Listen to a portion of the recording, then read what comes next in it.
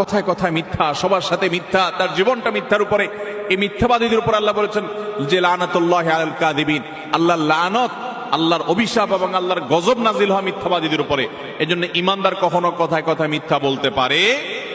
খুব খেয়াল করে দেখেন, এই পৃথিবীর বুকে যারা মিথ্যুক, একটা মিথ্যাকে প্রতিষ্ঠিত করতে সাথে আরো 10টা মিথ্যা বলে। এজন্য আল্লাহ রাসূল বলছেন as-সিদকু ইউনজি ওয়াল কিযবু ইহলিক, সত্য মানুষকে মুক্তি দেয়, মিথ্যা মানুষকে ধ্বংস করে। খবরদার কখনো মিথ্যা বলেন না। মিথ্যা বলবেন তো ধ্বংস হয়ে যাবেন। সত্য সবসময় মানুষকে মুক্তি দেয়। সহিহ বুখারীর বর্ণনা 7047 নম্বর হাদিস, বানায়া যারা মিথ্যা কথা বলবে, ইশারশিরু শিক্কাহু ইলা কফা ওয়া মানখিরাহু ইলা কফা ওয়া আইনাহু ইলা কফা, একজন ফেরেশতা কিয়ামত পর্যন্ত লোহার একটা চিরুনি দিয়ে, কাল্লুবিন মিন হাদিদ, লোহার একটা চিরুনি দিয়ে এই থুতনি থেকে এই পর্যন্ত আগ দিবে, নাকের এই ছিদ্র থেকে এই পর্যন্ত, চোখের এই অংশ থেকে এই পর্যন্ত, এই তিনটা ছিদ্র, এই 3টা দাগ দেওয়ার পর রক্তে রক্তাক্ত হবে লোকটা।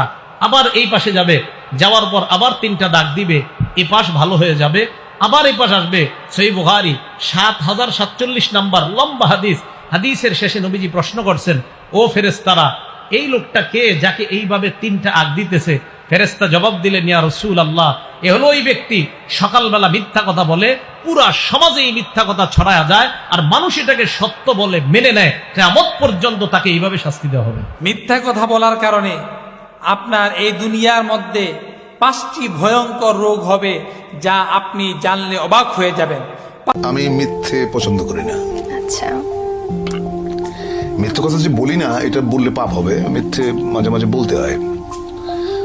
এখন একটা মেয়ে দেখতে হয়তো অত ভালো না, সে হয়তো জিজ্ঞেস করলো যে আমাকে কেমন লাগছে, আমাকে বলতে হয় চমৎকার। এটা মিথ্যাচার না,